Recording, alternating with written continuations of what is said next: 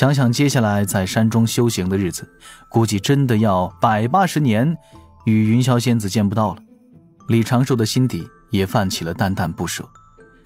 每10年写一封信吧，寄信虽然麻烦，但也可以存着，下次见面一起给。自己接下来的100年也会花心思研究乾坤遁法和乾坤大阵，琢磨着弄点乾坤类的法宝，或许能够用在寄信上。洪荒信箱初步构想，李长寿打算用乾坤阵法开辟出一个稳定的小空间，单纯的储物乾坤，不必具有5星灵气。再在这个储物乾坤开辟2个与洪荒主天地的连接点，一个向左，一个向右，由此达到共享储物空间以及信箱的作用。这类储物法宝对自己的指导人体系有十分重要的意义，可以让资源利用率达到近乎完美。李长寿也并非异想天开，纯靠脑洞搞道术研究。他这一次其实也是站在洪荒巨人的肩头，做合理的技术延展。洪荒储物类法宝大概有2种，一种较为普遍，依靠芥子乾坤术，用几样繁复的禁制勾画一个可以自动放大缩小物品的法宝。讲真在如今渡仙门中，把3个明面上的金仙境高手聚集起来，研究100年，恐怕都无法悟透这几样禁制的原理。但是门内随便一个反虚境弟子都能刻画这几样禁制，炼制简单的储物宝囊。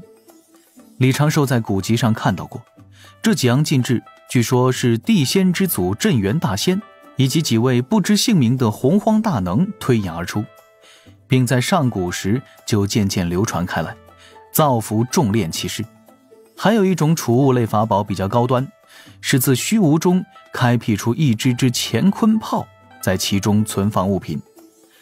后面这类储物法宝往往有着较高的容积，更高的上限，但是缺点是难以炼制，非高手无法实现，还必须是擅长乾坤术法金仙6品之上的高手。李长寿的构想就是在这类法宝的基础上留多个链接通路，借这般研究也可以加深自己对乾坤这个概念的理解，尽早触碰到乾坤大道，提升乾坤遁法的威能。等了2个时辰，将这炉丹药炼好，李长寿在丹炉前伸了个懒腰，盘算着接下来该多炼制些什么丹药。这种不用谋算什么天地大事，静静等随便什么事发生，每天闲到想要闭关修行，顺便炼制丹药的枯燥日子，堪称是完美呀。难得这般清闲，要不要去扩充一下灵兽卷？突然，教主哥哥，对不起，您呼叫的神灵不在线。教主哥哥，敖乙的第2声呼喊变得小心翼翼起来，小声嘀咕：在修行吗？李长寿微微一笑，勾连神念，开辟梦境，将敖乙拉了进来。一见李长寿，小龙双眼顿时多了几分亮光，跳上来喊道：哥哥，龙宫这边已经拟定好了第1批南州各路水神，马上送到安水城中。哦，李长寿眼前一亮，笑道：总算来了，这笔功德我可等了许久。哥哥说笑了，哥哥若是贪图这般功德，哪来今日的龙族？李长寿也是一乐，这年头说实话都没人信了。当下李长寿与敖乙说笑几句，叮嘱敖乙早日回返天庭任职。稍后我会将你提拔为天河水军副统领，与便装一般职务。天河水军会继续拿海中妖族练兵，且不会局限于四海。这股天河水军，陛下有意打造成天庭精锐兵马，稍后还会招纳一批高手加入其中，你与便装压力可能会很大。敖乙抱拳低头，定声道：敖乙定不负教主期望，稍后便以压龙石磨砺自身，早日迈入金仙境。李长寿闻言多多少少有些羡慕，摆脱了业障的祖龙血脉，说话都是如此霸气，长生也不过是他们青春期正常发育。抬手拍拍敖乙的肩膀，看着这个人形状态一直长不高的少年，心底的愧疚感已是相当的淡了。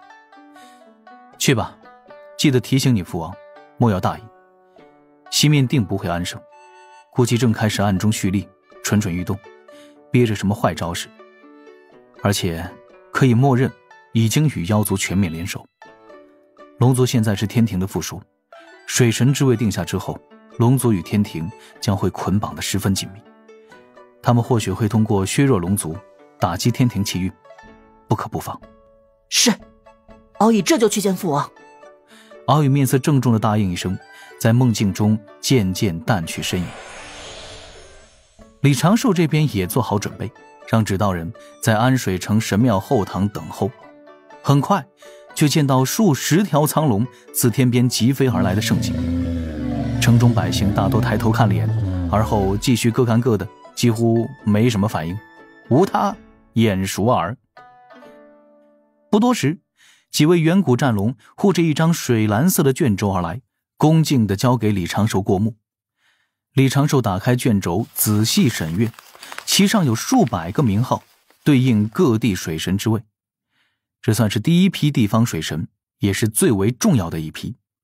当这些水神归位，李长寿就可以一奉奏表，让龙族负责行云布雨之事，也可以让天庭在南赡部洲组成第一张香火网格。这步棋走稳，谋天庭之事500年足矣。好，李长寿站起身来，众老龙满是激动地看着李长寿。龙族再次在洪荒立足，得到天地认可的时机眼看就要。李长寿笑道：各位可做了备份。数十位龙族高手也是脚下一滑，连忙摇头。这般重要之事，今后需要最少做2件备份，一式3份才可。李长寿招来书桌，将卷轴缓缓摊开，请2位龙族高手一同现场抄写了2份，如此他才放心地点点头。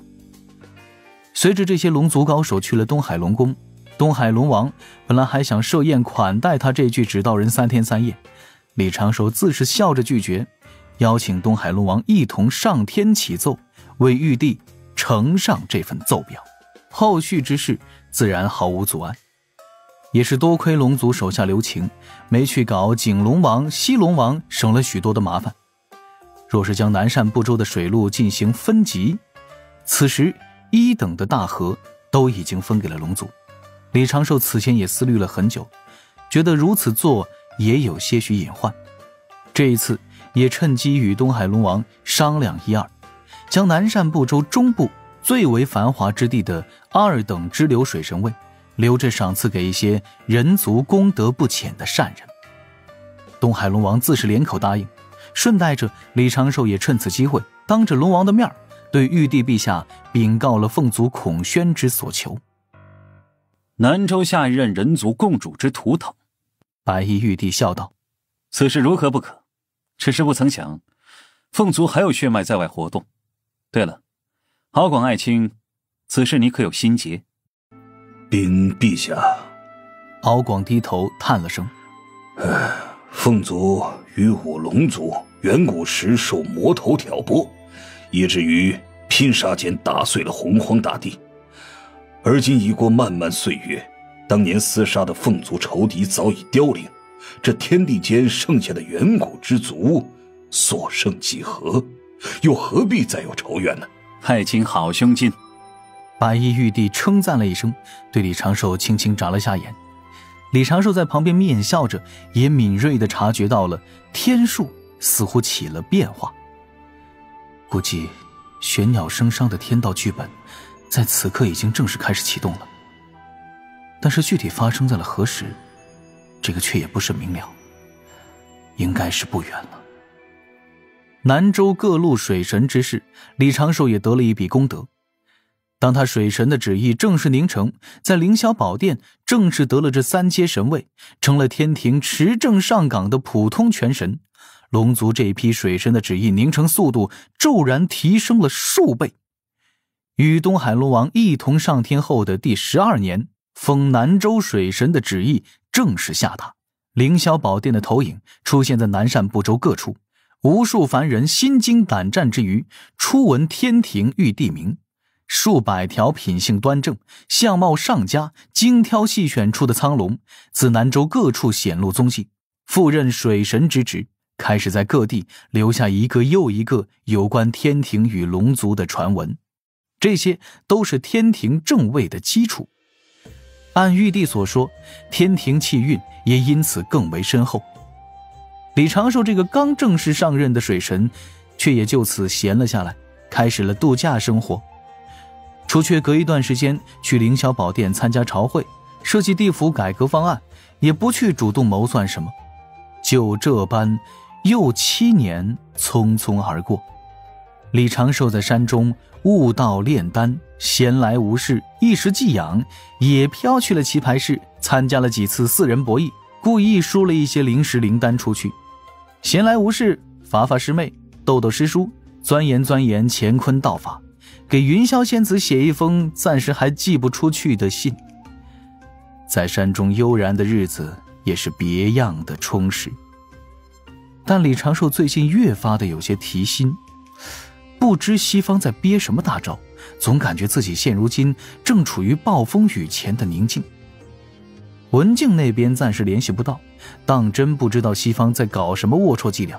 但是李长寿非常的怀疑，这肯定是地藏在暗中活跃，攒一波大招，削道门一点血皮。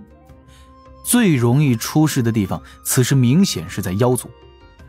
李长寿看似松散，实际上一直不忘填充自己的指导人军团，将此前损失的金仙境指导人也用伪金丹大道补充了起来。时刻不忘斗法，时刻准备好斗法，才能无惧斗法。这段时间，李长寿也开始计划将海神庙改名为水神庙，并朝着3000世界发展神庙之事。这并非是单纯的为了积累功德，虽然这是主要目的。当海神庙可以在3000世界扎根，就可以为天庭寻找更多的兵源地，这也是天庭兴起计划中的一小部分内容。只是如今这些神使已经明显不够用了。巫人族生育能力并不算强，不善飞遁的他们管理安水城方圆数千里范围的神庙已经是相形见绌。接下来还要物色培养一些机灵点的神使，最好是本身实力够强且不会存二心的那种。巫族这个倒是可以考虑，但是巫族出不了北去泸州也是个问题，而且机灵程度有待商榷。思索这件事的时候，李长寿给自己的巫人神使们解锁了一项新技能，在近期举办过的海神大典上展示了一次。数十个臂上能跑马的壮汉用大河向东流的这种曲调唱跳了一首要抱抱，效果那是相当的炸裂啊！不少去观礼的三教仙人事后都表示自己元神都快要裂开了。就这般，自与云霄仙子见面后，慢悠悠过了20年。这期间，李长寿心念礼敬，暗中画了几部注重亲情和成长的少年漫，用门内传阅的方式传递到了李靖面前。熟读唐诗300首，不会作诗也会吟。拜女娲圣人所赐，李长寿现在对分镜、剧本、煽情点的掌握也达到了业余大师级水准。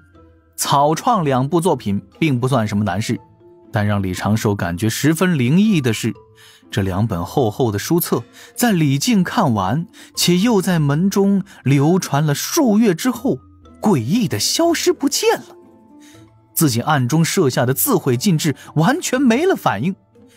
那名刚刚借到这2本书的女弟子因此被吓得嚎啕大哭，毕竟这2本厚厚的画册已经是渡仙门的瑰宝了。这是圣母娘娘出手了？李长寿觉得也只有这般可能了。当他发现自己地下密室书桌上多了一小撮9天息壤之后，便不再多管此事了。一日，李长寿正琢磨着第2封给云霄仙子的书信该如何写，心底灵觉轻轻一跳，神念泛起了阵阵波涛。他闭上双眼，听到了诸多凡人在痛哭呼喊，神念激射而去，却见南州边陲几座城池被火光环绕，妖气冲天。来了！李长寿双眼微微眯起，地下指导人军团立刻赶去救人除妖。天庭南天门处，战鼓声隆隆作响。稳一手。半个时辰，162座海神教势力范围内的凡人城池遭袭，162座神庙尽皆被毁，神像被砸，凡人死伤万余，多为赶去守护海神教的教众。海神教神使死23人，这些还是李长寿的指导人军团及时赶到四处救火，且天庭全力驰援下的结果。令寿头疼的是，对方这一次所派的尽是一些仅堪比原仙境的妖仙，以及本身就有着诸多业障的残暴妖兽。当天空出现金色光柱，天兵天将下凡除妖，这些祸害各城凡人的小妖毫无反击之力，连同那些凶恶的妖兽被快速清理掉，但是他们造成的凡人死伤却依然难以挽回。对方以最微小的代价就造成了大面积的动乱，牵扯住了数万天兵与自己的众多指导人。对方此次一出手就与以前完全不同，兵马炮车划分颇为详细，有点东海之战那味了。在东海海眼被破之前，李长寿每次与西方教对线，就好比李长寿上辈子经常玩的10人竞技网游，明明是5对5的战局，但是对方开局就有1-2个人跳出来对己方喊一句我养你啊。但现如今的西方已经停止了他们的迷惑行为，行动变得干练且狠绝，着实有些难缠。